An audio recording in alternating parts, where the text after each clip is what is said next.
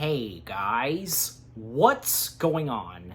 It's Eli, back with another review video, and to wrap up, for me, reviewing some of my all-time favorite movies, and in celebration of my birthday, yes, I think I saved the best for last, don't you think? Because yes, you read the title, you know exactly what it is that I'm reviewing, and finally, and at long last, I'm reviewing definitely one of DreamWorks', top best animated feature films that they have done and brought to us.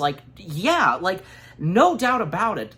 Nobody could have imagined at first what this was going to be like. We all heard that our favorite feline who wears boots was coming back to the big screen with another movie of his, and it took quite a while for this to finally be made. I'm not sure, maybe it was kind of in development hell, I don't know, but, sure enough, it of course finally happened when we heard the announcement that, very soon he was coming back to the big screen, but nobody could have imagined, and when the trailers came out, how this was going to look, the way the animation was going to look, and how beautiful this movie was going to turn out, because when we saw the trailers, and when it finally came out, nobody could have imagined how it would take off, and how much of a huge success this would turn out, and, it would probably be better than, its predecessor. That's not to say the first film was bad at all, but definitely this, it's much better than the first. No hard feelings on the first film. That's right, guys.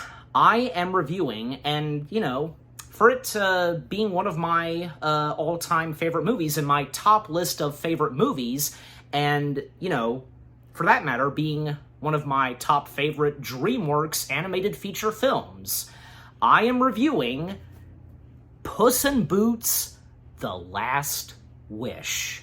Yes. Again, finally, and at long last, I'm reviewing Puss in Boots: The Last Wish. What do I have to say about this movie? This DreamWorks animated feature film starring everybody's favorite feline, Puss in Boots. Fear me if you dare. Yeah, so Puss in Boots: The Last Wish, and I'm happy to have seen this on the big screen, because definitely, Puss in Boots: The Last Wish is one of those movies that you have to see on the big screen. And, seeing as how it was following the footsteps of, the Spider-Verse animated films with that animation style, not to mention Mutant Mayhem would do the same. Yeah. And not to mention that at one point, the director of the first animated Spider-Verse film was attached to, direct this for a little while. But then I think, he dropped out, and then, a couple of guys at DreamWorks, two people, they helmed this picture. Directors Joel Crawford and Daniel Marcedo, if I'm saying the full name right. Yeah. So, my experience seeing this movie on the big screen, fantastic. Both me and my dad, we really enjoyed it. And, seeing as how we enjoy the Shrek franchise. Who doesn't enjoy the Shrek movies and with its characters, especially this cat? Yeah, so okay, so as always, read the description / the story. When Puss in Boots discovers that his passion for adventure has taken its toll and he has burned through 8 of his 9 lives, he launches an epic journey to restore them by finding the mythical Last Wish. Also, I can't forget to mention that DreamWorks was kind of getting back up on their feet by making some pretty good, successful animated feature films. Because, that same year, when The Last Wish came out, we also got The Bad Guys. Now, that was a pretty good animated film of theirs. And after that, well, things would get better for DreamWorks with The Last Wish. Yeah. And not to mention that, the opening to the movie, because if I'm correct, I think it was this and The Bad Guys and a few other DreamWorks animated films where, they started to become part of the Universal Pictures family, and, Universal, they too distributing their movies, so, Puss in Boots: The Last Wish was the first DreamWorks animated film to have a new DreamWorks logo, and I think it's a pretty good one, because, a lot of familiar characters from past DreamWorks films, and the boy on the moon flying around, because we see characters like, we see Poe, we see the bad guys, we see the pink troll, and the last characters we see are Shrek, Fiona, and Donkey, yeah. And that DreamWorks theme, that came from the first Shrek film, da-na-na-na-na-na, that being the official, I guess you could say DreamWorks animated anthem, I want to say, Yeah, and with the opening to the movie, because, well, the first voice we hear is none other than Puss in Boots himself, The first words he has is, "Starlight, star bright, first star I see tonight, I wish I may, I wish I might," and gives a little story, once upon a time, about this shooting star that landed on Earth, and, well, because it landed in one part of the forest where this forest became magical, and it became the Dark Forest, and, even though it's called a Dark Forest, it's not really that bad. It all depends on what happens when someone reaches there, and when they have the map that leads them straight to the the wishing star, shooting star, and so on, to make your wish. But more on that when I get to that. And of course, we get the, appearance and introduction of our beloved and favorite cat in boots, Puss in Boots himself, once again being voiced by the one and only Antonio Banderas. Yeah. And I like how I want to mention this, that I like how in The Last Wish, throughout the entire film, Puss is wearing his cape. Now, when it came to the Shrek movies and his first movie, just being titled Puss in Boots, there were times where he did wear a cape, but not all the time, and, because most of the time he would just not have a cape on. But I like how in The Last Wish, he's wearing his cape the entire time. That's nice to see, and it works in this movie. Well, and, with the animation style, so yeah. So Puss in Boots, still being the same old Puss in Boots, the legend, and, he's putting on a party, and, he basically, was having a house party in a governor's house, and the governor being voiced by Bernardo del Paula. Yeah, I think I got that right.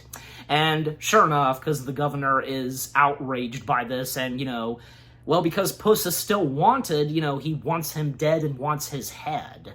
And then, because of all this partying happening and, loud music and such, well, this awakens a giant troll, a rock-stoned, troll, I want to say, and Puss, taking on that giant troll and, saying one line that, well, technically it kind of became a meme. "Hey, you want to see something cool?" And that became green screen. I tell ya, and I'm gonna go on saying this because, how much this movie took off and, it exploded. A lot of people on the internet going crazy about this. And I think in a good way. And not to mention, because it feels like that this movie, had a lot of memes to it, like stuff that became memes, I should say. Like, you know, again, one of them, hey, you want to see something cool? So he does defeat the giant rock troll, but what happens next is, well, because there was a bell attached to the troll, you know, to take down the troll. Well, the giant bell landed on Puss, and then he awakens at the doctor's office. The doctor, and that's literally what he's named and called in this movie, Doctor, being voiced by Anthony Mendez. But he's not just a doctor. He's known for so many things. The barber, like a voodoo guy or whatever, just a lot of stuff he's known for, not just being a doctor. And he informs and tells Puss that he died. And the doctor asks if Puss can think back on, you know, how many times did he die? And we get a little montage of, you know, 8 times, like, him being killed and such. Like, he was, you know, playing cards with a group of dogs, he was taking on a ball, he was trying to lift a weight, he was trying to cook something in the oven, and we do get it, we get a cameo, you know, because when Puss is, you know, cooking something in the oven, baking, etc., we get a cameo of Gingy. Yeah, Gingy appears in this, and once again, being voiced by Conrad Vernon.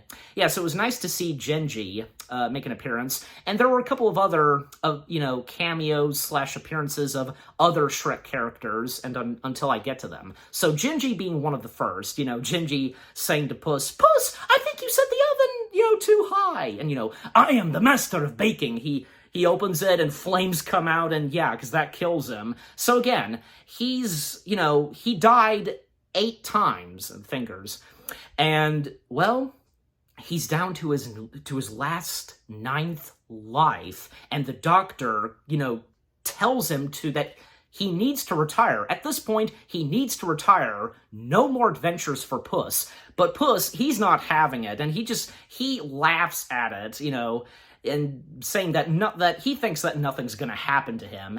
And when, a little bit later, he's at a tavern, and by the way, because when he was leaving the doctor's office, the doctor offered him a treat, but he took the whole jar, and we do get another cameo from someone else from Shrek, a green witch. Yeah, we see a wicked witch in the waiting room. So when Puss is at the tavern, and, you know, just he thinks that nothing bad is going to happen to him, well, long behold, a pretty memorable character slash villain in this movie, Death. Yes, Death, or, you know, as he's called, you know, Wolf.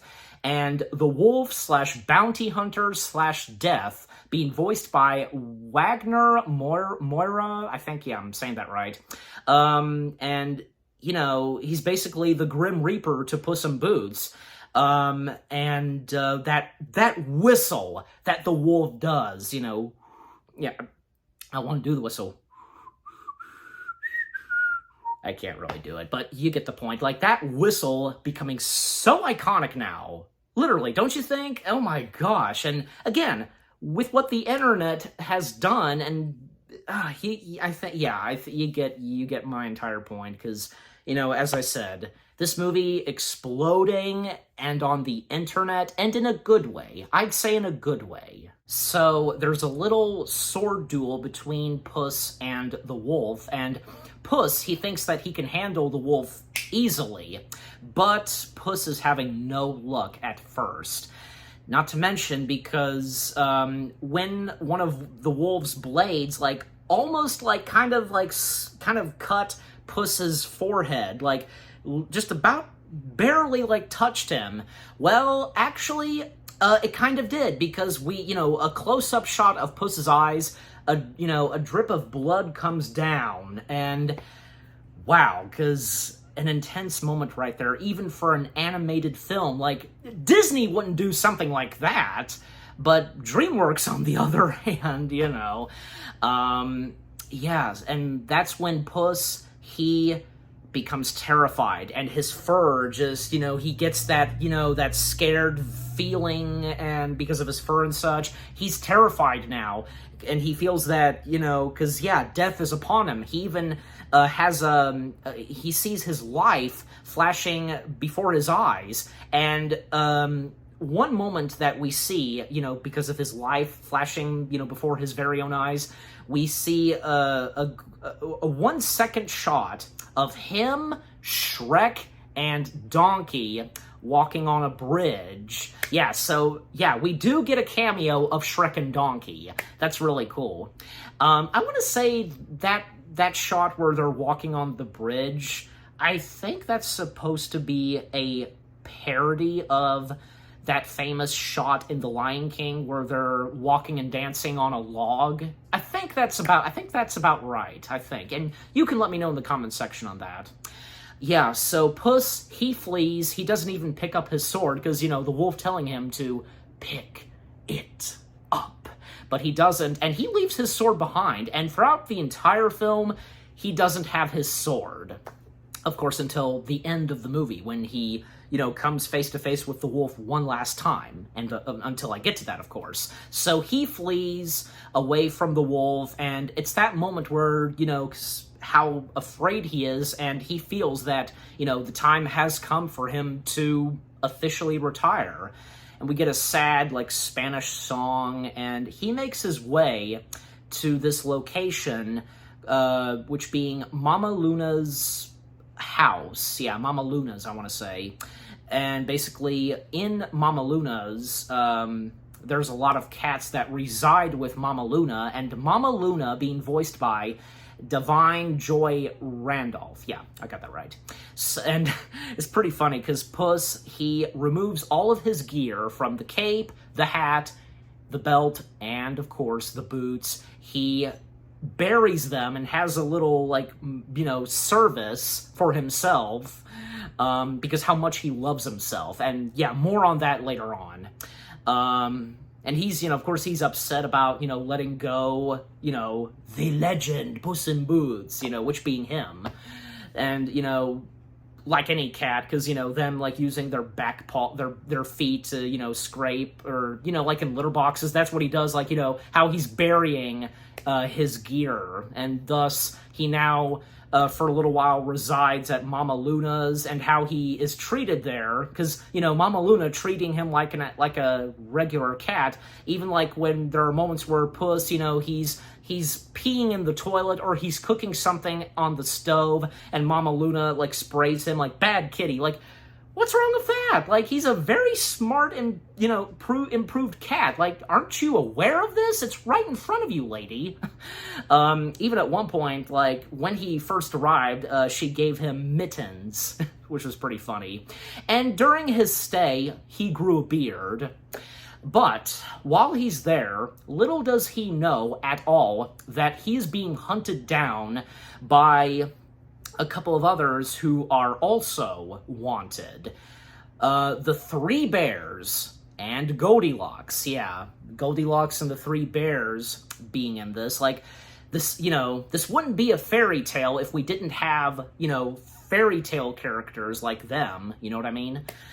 So yeah, Goldilocks, being voiced by Florence Pugh, aka Black Widow's sister, and she's done so many other great films. There's also, Mama Bear being voiced by Olivia Colman, Papa Bear being voiced by Ray Winston, and Baby Bear being voiced by Samson Kayo. I think, if I am or I'm not saying the last name right. You know me sometimes. So yeah, they are, I think they're bounty hunters as well. I guess they're kind of like what Puss in Boots is. So they're hunting down Puss in Boots. This has to do something with, I guess, they want him to, track down the wishing star and the map and so on. Yeah, I'm pretty sure. And, well, because Baby Bear has a good track of smelling, because he can, they see Puss's footprints, and thus they follow those footprints. And there's a lot of moments where they're doing the whole thing of, this is too soft, too hard, too hot, too cold. This is just right. Yeah, there's a lot of that. Well, it wouldn't be Goldilocks and the Three Bears without that, so what are you gonna do? But I think in this movie, they do it pretty well. Okay, so back to Puss residing at Mama Luna's. Well, he technically kind of at first befriends a doggy named Pierretto. Peretto, if I'm saying that right, being voiced by Harvey Julian, if I am saying that right. And Peretto is kind of a handful at times. Like, you could tell because he's such a nice, cute, adorable little pup, being so nice to Puss. But Puss, at first he just wants to be alone and such, and, he didn't say anything about being friends with him, but, to Peretto, he's already friends with Puss, and sometimes, like, Peretto asking for a belly rub, so, like, Peretto, like, wanting to become, like, a dog veterinarian or something like that, and, Puss, saying, what the hell is this about, or however he said it, like, this is the first time, I think, since the first Shrek movie where a character in the Shrek franchise swears. Like, who cannot forget when Donkey sweared, like, saying something about a piece of food, like, on this damn planet. Like, yeah. Aside from, like, when Shrek called Donkey ass at times, like, stubborn jackass, in this, like, you hear Puss in Boots say, what the hell? So, I just thought I'd point that out, so. And that's the thing, like, with, Shrek calling, at times, Donkey an ass, like, it's true. Donkeys are also referred to as ass. So, yeah. And then at one point at Mama Luna's, well, Goldilocks and the Three Bears, they barge in and, well, because they're looking for Puss in Boots, they threaten Mama Luna, and Mama Luna just has no clue and does not cooperate. Even at one point, they shove her in a piano. They were that close to, I guess, thinking, like, because they grabbed Puss and, wondering if it's him, but it's not, because even Goldilocks at first thought that wasn't Puss, especially since now he has grown a beard. He doesn't have the gear on, so how can that be him, even though it is him? But Baby Bear did find Puss in Boots, well, basically because, well, he, they think he's dead. They think he's dead because, well, Puss, he buried his gear in theirs, and I like how the, like, tombstone or whatever, it's the letter P, that's pretty funny, like sticks to make the shape of the letter P. It kind of reminds me of Logan, because the burial place of Logan, like, it's Laura changes the cross to an X, resembling the X-Men logo, you know what I mean? So, I thought I'd mention that, for as an example, that is. And so Puss, he overhears what Goldilocks and the Three Bears are saying about, the wishing star. And Puss, because he overhears this, well, he thinks that by getting to the wishing star, he can wish his 9 lives again, his life again and such, because, after so far wasting his 8 lives. And so Puss, he's back in action. He unburies his equipment / gear. The legend is back, and Peretto tags along with Puss, even though Puss didn't want him to tag along. So he and Peretto, they travel to, well, the location and the building of Jack Horner. Yes, Jack Horner, who's in this film, and is another antagonist, and pretty much is like one of the main antagonists. Like, there's Jack, and there's the wolf. Goldilocks and the Three Bears, kind of at first, but, they are redeemed. I mean, they're not... Okay, here's the thing. The more I'm thinking of it now, they're really not bad guys in this movie. They don't become bad guys for the heck of it. I think you could tell, and by watching the movie, and, you know, with the development of these four characters, Goldilocks and the Three Bears, you know, by watching the movie and so on. So Jack Horner has the map to the Wishing Star, and when they make their way there, we see that Jack Horner being voiced by John Mulaney, yeah, I think I got the last name right, he has a lot of stuff, and oh my gosh, it's packed with so many references to fairy tale stuff, like there's Cinderella's glass slipper, a reference to the Infinity Stones, of course, you know, Marvel, Avengers, it's in there, a phoenix. I have a feeling like, I don't know, I think, yeah, the phoenix, it's been in fairy tales before, but most notably, it's known for, you know, being in the Harry Potter / Wizarding World franchise. Yeah. Besides, the look of that phoenix, it clearly resembles the phoenix that Dumbledore had. There's even, yeah, I did mention the glass slipper. There's, some magical potions, even the sword and the stone, he has that.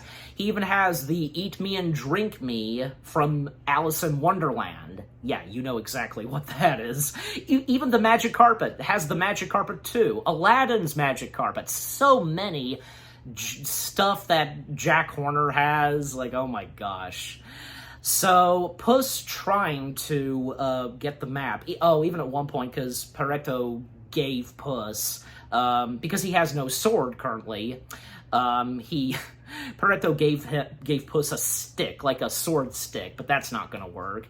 So when Puss tries to get the map, like even when Jack Horner is, you know, he turned away from, you know, the chest that carries and holds the map, well, because at one point, though, there were a couple of people that they brought Jack Horner something, and one of them mentioned something about Jack Horner's, you know, past, and because of that, like, nursery rhyme and such, it gave him a flashback where he was trying to entertain people. Only two were watching, but they turned their back on Jack Horner because they were more interested in a live puppet.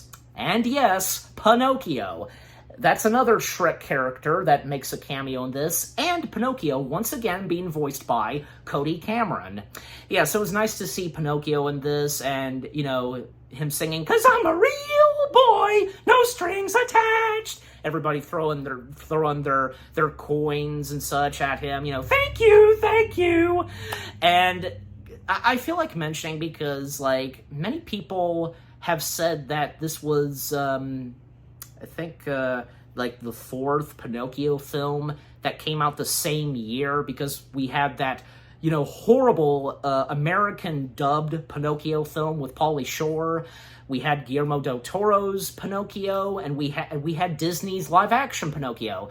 But, nah, Puss in Boots: The Last Wish does not count. Look, Pinocchio just makes a cameo. This movie does not center on Pinocchio. Yes, he's in there, but still, I mean, I think you get my point, and I think you guys would probably agree with me on that. So again, Puss trying to get the map. He does, but he didn't see this, and we didn't, like, you know, because she blended in, you know, hiding in the chest. Well, Kitty's Soft Paws is back, and Kitty's Soft Paws, once again, being voiced by Selma Hayek, I hope I am saying that right. Again, you know me sometimes.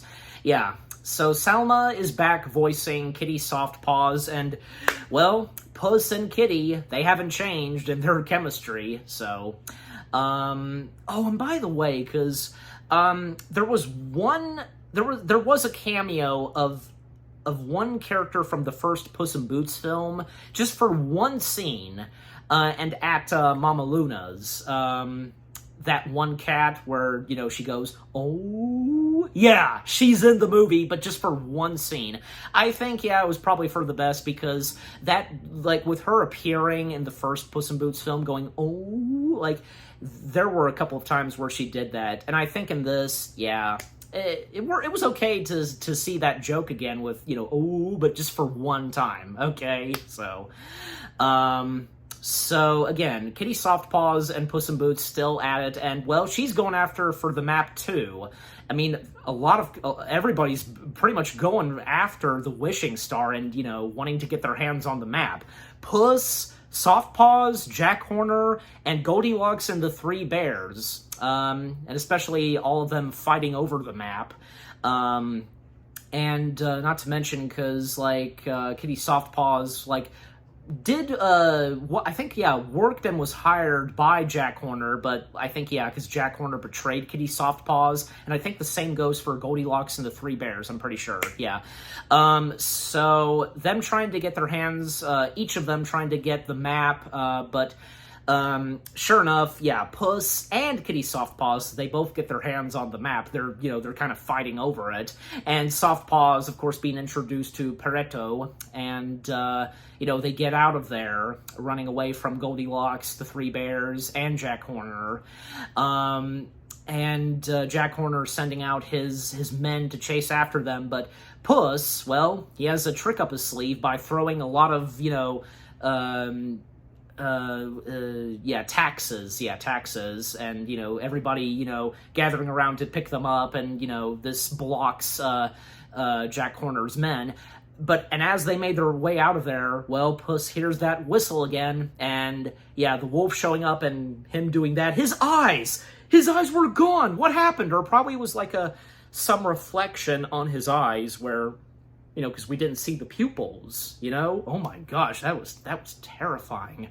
Not to mention, I saw this on the IMDb page, where the look of the wolf, because of his red eyes and black cloak, I think, yeah, it's kind of a nod to Judge Doom from Who Framed Roger Rabbit. That's what I saw, and don't you think, like, like, could you imagine, like, the wolf, like, quoting something that Judge Doom said, you know, I talk just like this. Like, I don't know, just something. But of course that doesn't happen, so, you know. So they get out of there, Puss, Pareto, and Kitty Softpaws. Well, because, you know, Goldilocks, the Three Bears, and Jack Horner, they're on their tail. Like, there's one moment where Jack Horner is packing up a lot of gear. He takes a lot. And it's pretty funny. The sword and the stone that he has, it's still stuck to the stone. But it does come in handy, the piece of the stone that's still attached to the sword a little bit later. Because they're chasing after Puss, Kitty, and Pareto. And at one point, like, Jack Horner, he uses the sword and the stone to, you know, whack Goldilocks and the Three Bears out of sight, like, kind of like a sledgehammer or something like that. Like I said, you know, that came in handy, you know, for the stone being stuck to the sword. And, you know, we do find out, at first, we've a little bit that, well, because, there was something that happened between Softpaws and Puss in Boots, and Puss does later on explain it, like a mentioning of Santa Coloma. Yeah, I said that right. I think I said that right. Santa Coloma. But what is this Santa Coloma? What is this about where something happened between Kitty and Puss? Well, we find out a little bit later at a certain moment. So a little montage of them traveling, you know, to where to get to the Dark Forest, while Goldilocks, the Three Bears, and Jack Horner, they're on their tail up until they make their way to the entrance to the Dark Forest. And basically they go through like this entrance / portal, and it brings them to this magical place, like the Dark Forest. Like, this Dark Forest, there's nothing bad about it because it looks so happy and such. But the thing is, when anybody touches the map, the whole Dark Forest changes. And sometimes on the map, it gives them, I guess, like, advice and guidance, I want to say, and also telling them where to go. And they can see themselves on the map, you know, like, you know, you would like put it, there would be like little figures like on a map, you know, so they see themselves, but they can also see that, well, Jack Horner, Goldilocks, and the Three Bears, they've made their way into the Dark Forest, and they're on their tail still.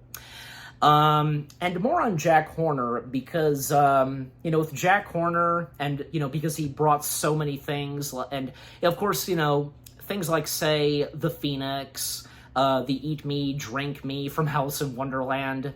And he didn't see this, he even commented that he packed, he took too much. He didn't even need the Cinderella slipper, and he threw it and it broke. What the heck, Jack? One thing that's in Jack's bag, well, I'm pretty sure it's he's listed. Obviously he's listed. Yeah, here he is. Ethical Bug. That's literally his name, Ethical Bug, being voiced by Kevin McCain, if I'm saying that right. Basically, the Ethical Bug is a Jiminy Cricket wannabe, literally, because, he's acting like Jiminy Cricket and sounding like Jiminy Cricket. That voice, especially Disney's Jiminy Cricket, always let your conscience be your guide. So the Ethical Bug technically becomes Jack Horner's conscience, and a lot of times where the Ethical Bug is just freaking out and cannot believe what he's seeing, like how horrible Jack Horner is, and that's how he is in the movie pretty much. And, because Jack Horner, he has no heart. Moments where Puss, Kitty, and Paretto, they are going through the dark forest, and, whenever each of them touch the map, and it would completely change. For Paretto, well, they stick with what, he sees. When he touched the map and it changes and such, and it's very happy and such. But when Puss and Kitty changed it, when they touched it and when it changed, it just a horrible destination. So they stuck with Paretto and when he touched it. There's one moment where they're coming face to face with these, giant flowers, and Puss and Kitty, they're trying to fight them. But for Paretto, because, well, no trouble for him, because all he has to do is just sniff them, and, they're being lovable and cute. And so that's what Puss and Kitty have to do. They have to smell them. And, yeah, Kitty does find Paretto annoying, too, because how Puss and Kitty feel over him at first. And at one point, Kitty asks him what his story is. Where was he at before, he became friends with Puss and Kitty? Well, he explains that he used to be friends and play hide and seek with these humans that, were horrible people, the best way to put at it. And, basically they're trying to get rid of him and by playing hide and seek. To Paretto, it's a game, playing hide and seek. And, it's like he never really gets upset, nor does he get upset, and he has no idea that those humans were trying to get rid of him, dispose him, and he kept coming back to them. But he did explain that this time they put him in a sock with a rock and tried to drown him. And Puss and Kitty cannot believe what they're hearing, how sad this is. And to Paretto, it's a funny story. And he explains to them, I swam to shore. And, thankfully, because he of course did survive, he didn't drown, and he grew out of the sock, and now he wears it as it's clothing to him. And Kitty's response after he told that story, that is the most sad and funny story. Well, yeah, because to Paretto, it is a funny story. And by the way, because I'm pretty sure I might have been, maybe I have or have not been pronouncing his name right or wrong. I don't know, it's Perito. I think I'm pretty sure that I have been saying it good, Perito. And by the way, Perito means little dog in Spanish. Yeah, and hey, Perito is a fitting name for this little dog character, so yeah. So, and I think by this point, and after Perito gave his story, which being a funny and sad story, again, Perito to him thinks it's a funny story. I think, yeah, Puss and Kitty, they soften up to Perito and appreciate and like him more, and rightfully so. Yeah, so, and, good chemistry between all three of them for sure. And at times, Puss and Kitty, even though, because sometimes they're at it, with each other, because still, there's a romantic side to each of them, and to both of them, so. And more scenes between Goldilocks and the three bears, especially because of the chemistry between Goldilocks and Baby Bear. Sometimes they just call him by baby. Because we find out, like, the story about Goldilocks and the three bears in this, well, because it's the story as we all know it. Goldilocks came to the three bears' house, ate their porridge, sat in their seats, and slept in each of their beds until, the one was just right. And what happens next is that they adopted Goldilocks, because Goldilocks in this was an orphan. So they adopted her, and she became a part of the bear family, even though, because she's not a bear, of course. And, technically, and it's true, because the three bears, they're her foster family, I guess you could say. So, but still, they adopted her, so if I you'd still say foster family, still. So yeah, moments between them, pretty good, and them just trying to, get to the wishing star and to get their hands on the map. The thing is, what does Goldilocks wish for?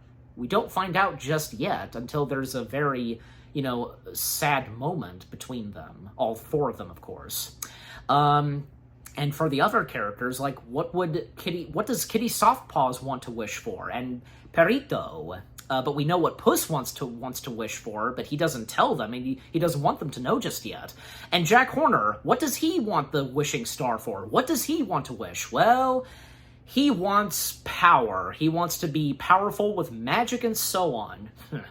That shows you because how evil Jack Horner is. Even when he and his, like, chefs, his troops, they came face to face with those flowers, and what happened was, well, they're not gonna smell them or anything like that. No, because they're attacking them. Some of the flowers eat some of them alive. Like, we see a remaining skeleton. Oh my gosh, like, how dark DreamWorks can be sometimes in their movies, Yeah, and even still, the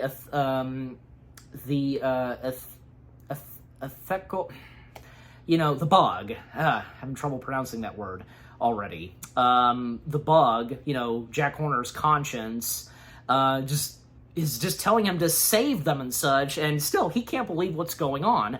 And Jack Horner, he whips out of his bag, the phoenix, like, shooting fire and burning down those flowers. And Puss can see on the map that, Jack Horner was, fighting against the flowers, so he thinks that, the flowers are gonna take care of Jack Horner. And at one point, when they're, riding down, like, a river in the dark forest, well, Puss, because he had been keeping a beard, but at one point, Puss is getting tired of the beard. Even Kitty Softpaws early on didn't like the beard, and she's kind of taunting Puss, and even when Puss is begging her to help him to remove his beard, and she does so by using her catito blade, which she does lend to Puss, because he has no sword, and he doesn't need to use that stick that Perito gave to Puss, so for now, he has the Gatito blade. So, yeah, Kitty Softpaw, she used the Gatito blade to shave off Puss's beard, kind of leaving a little bit of a mustache and goatee, but she does shave off the rest, and, yeah, she's like, there's the handsome cat I know, they look at each other romantically. And speaking of which, it wouldn't be a Puss in Boots movie, anything to do with this cat, without the eye thing and that piano music. It's there. Both Kitty Softpaws and Puss doing it. Even Perito is trying to do the same thing too, but he's gonna risk giving himself a heronry, or how's that? You know what I'm talking about, yeah. Yeah. And again, him trying to do that, but he's having no luck. Just That's funny. So continuing on, them proceeding on, and at one point, because when Puss threw that stick away, Perito went after it, because to him, playing fetch. And Puss, at this point, he's worried for Perito. But sure enough, Jack Horner, he took Perito hostage, and, he wants the map, but sure enough, not just Jack Horner being there, Goldilocks and the Three Bears show up, and once again, they're going at it, trying to get the map. And then, when it seems like Puss did get his hands back on the map, even like this one weapon that Jack Horner had, trying to fire at Puss, instead, he accidentally shot at his troops. Well, it was like something that party confetti or something, but it still killed them. Oh my gosh. So again, Puss, he did get his hands on the map, but we hear that whistle, and Puss getting terrified, his fur, and he turns, he sees the wolf. The thing is, we never see the wolf on the map. The wolf has some skills, and I'm pretty sure, he has some capability of, just randomly showing up out of nowhere, not even being seen on the map. Puss never saw him on the map, nor did anybody else, because he's in the dark forest, and, basically because he wants to kill Puss in Boots. And Puss in Boots, he runs away. Jack Horner still got his hands on the map. But yeah, because, he did, and Goldilocks and the Three Bears, they were chasing after Jack Horner. And Puss running in this scary forest where he's seeing, visions of the wolf, if it's of tree branches or a rock or anything like that. And he's having a panic attack. He at one point is having a panic attack, and Perito, because Puss at one point left his hat behind, and Perito had the hat, trying to find Puss, and he sees that Puss is not doing so well. And what happens next? Perito, he lays his head on Puss's chest, and that calms down Puss. His heart is beating slowly, and, the panic attack is going away. Yeah, that's touching and nice to see. And anybody who has a pet, they can be helpful, for stuff like that. It's the love from an animal, if it's a dog or cat, that's the best medicine, don't you think? And we finally find out the whole thing of Santa Coloma. Yeah, Santa Coloma.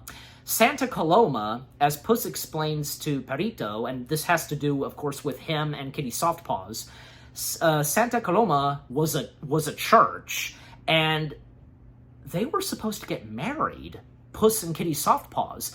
But Puss, for the first time, when he was supposed to get married to Kitty Softpaws, he bailed out. He ran away. He was afraid. And Perito, he figured it out, because, he was going, oh. Yeah, so he gets it now. And at one point, Kitty, because she did see when Puss was running away and when he no longer had the map. And she was frustrated when she was trying to find Puss. And she did overhear a little bit of what Puss was saying to Perito of, Puss feeling so horrible for letting Kitty Softpaws down, and, he regretted what he did, running away from Santa Coloma. And, yeah, because, again, Kitty can hear this, and, she, the look on her face, and, she hears how horrible Puss felt. And, Puss, dog, because, she doesn't want them to know that she heard that. And, by the way, I can't forget to mention this, because, when Puss, for a while stayed at Mama Luna's place, Mama Luna gave Puss a name, Pickles.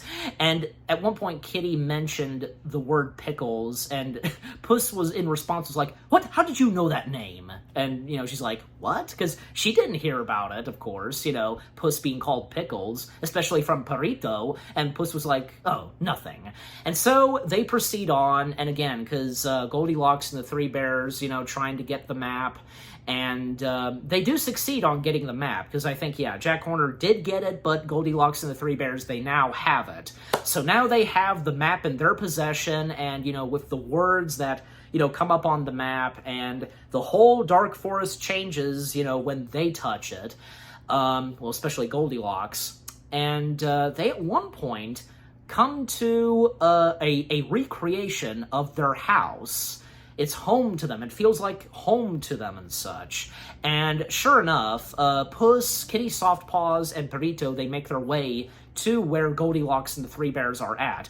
But even before that, because Puss apologized to Kitty Softpaws on bailing out at their wedding, but she assures him that it's okay, because she didn't show up at all, because this had to do with, Puss loving someone else, himself, the legend, that. So yeah. But at this point, Kitty Softpaws can see that there has been a change in Puss at this point. And there has been. I mean, aside from what, she and Perrito don't know at first, that, Puss running away from death. Death is after him.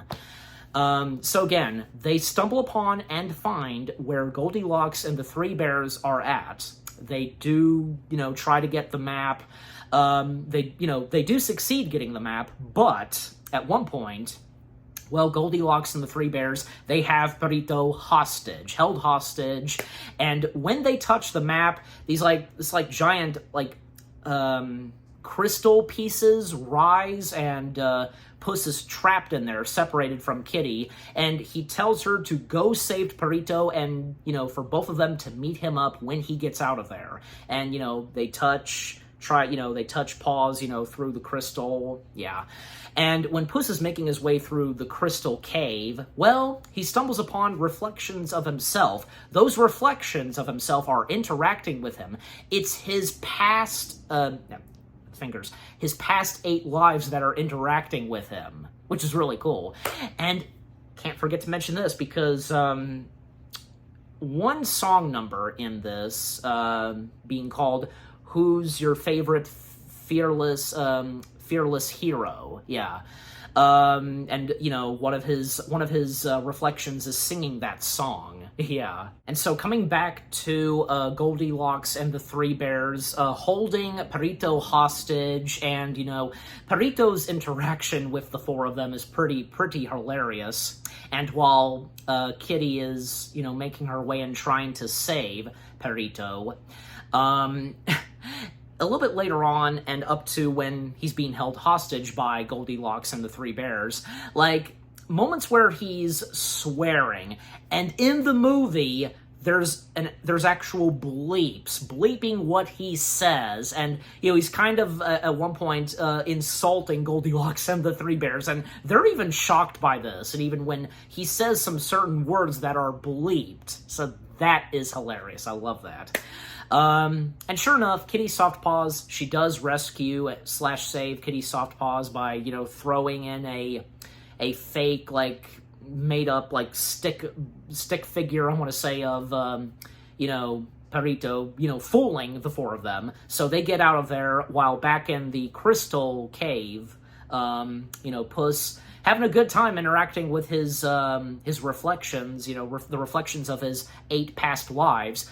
But, sure enough, death shows up once again with that whistle, terrifying Puss, and once again, the fear gets back to him. He runs out of there, even, not waiting up for Kitty Softpaws and Perrito. And, especially Kitty Softpaw, she takes it the wrong way, because she has no idea until a little bit later on.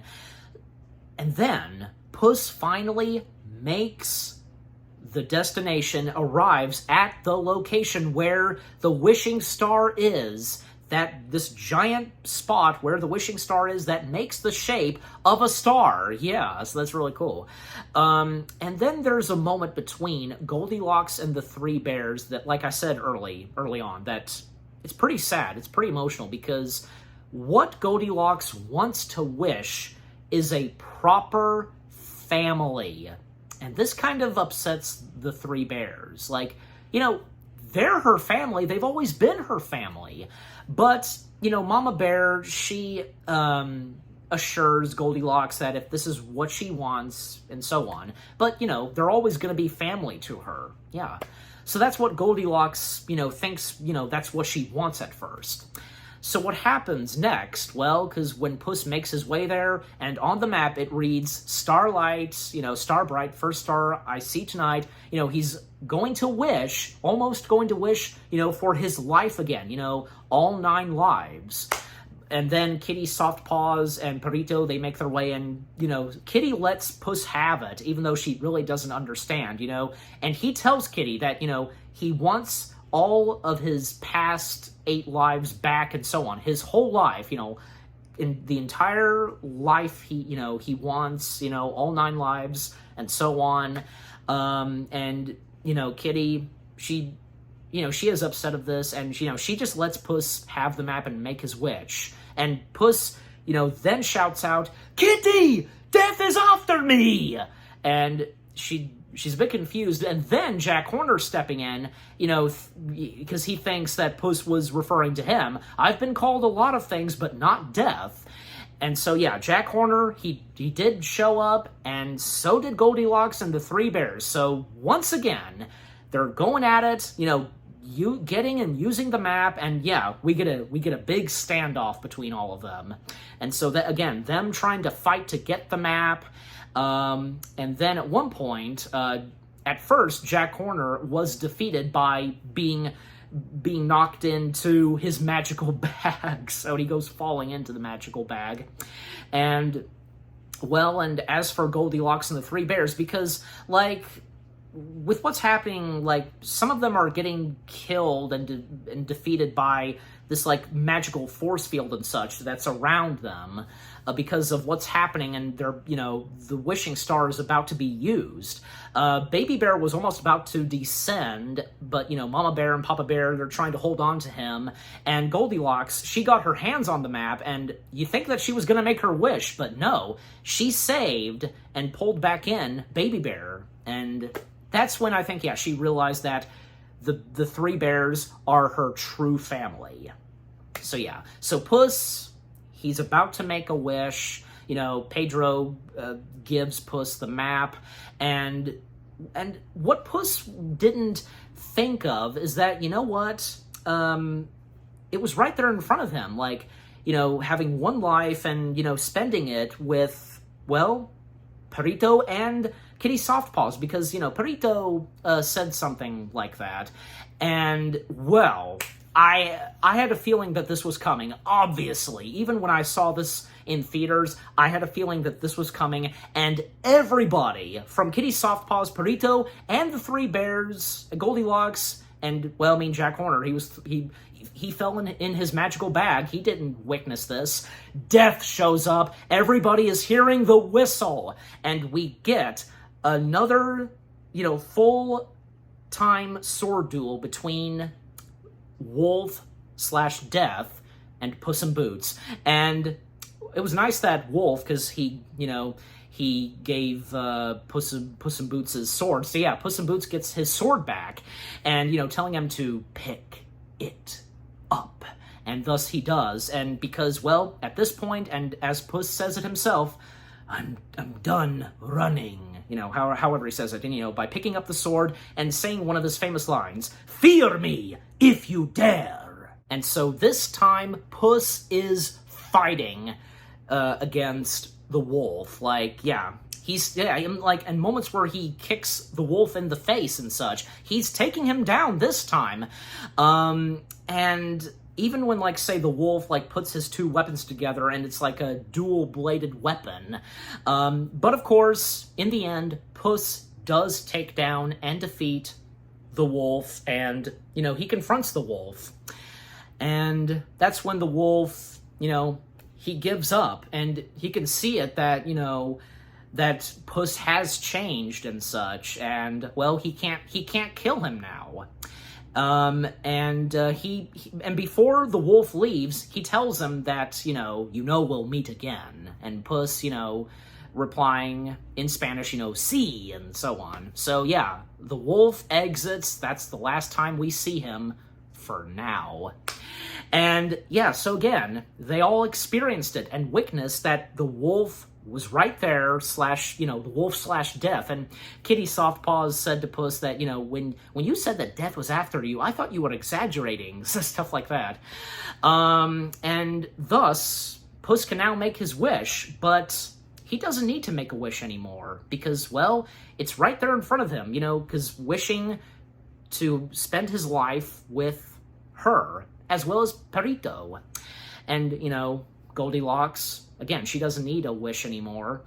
But then, what happens next? Well, Jack Horner rises out of the magical bag because he took the drink me and ate me stuff from Alice in Wonderland. Yeah, he took that, and it made him enormous, and thus, yeah, all of them. Puss, Kitty, even Perito, as well as Goldilocks and the Three Bears, they take on Jack Horner. And one thing that I also can't forget to mention, that Perito came up with, team friendship. And, well, Goldilocks and the Three Bears, they join in the team friendship, taking on Jack Horner. And they do use the wish. All of them. Kitty, Puss, and Goldilocks, they're all touching the map, and the wish that they made was, well, I were to assume that, well, to defeat Jack Horner, because Jack Horner is synced down with, the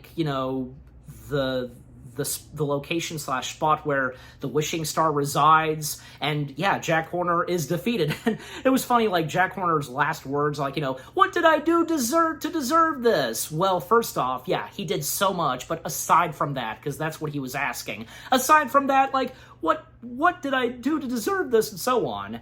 And then there's a big explosion and such, but it becomes pretty magical. But again, Jack Horner is defeated once and for all. And yeah, where the characters are at now, what they now wished for, it was right there all along. Because again, Goldilocks, it was right there in front of her, wishing to have a great family, a proper family, and that being the Three Bears. And as for Puss, well, it was right there in front of him, being with Kitty as well as Perito, spending his last life, his 9th / last life with them. Yeah. And all of them are on good terms, between, Puss, Kitty, Perito, they're on good terms with Goldilocks and the Three Bears, and them saying goodbye, Puss, Kitty, Goldie, Bears. So yeah.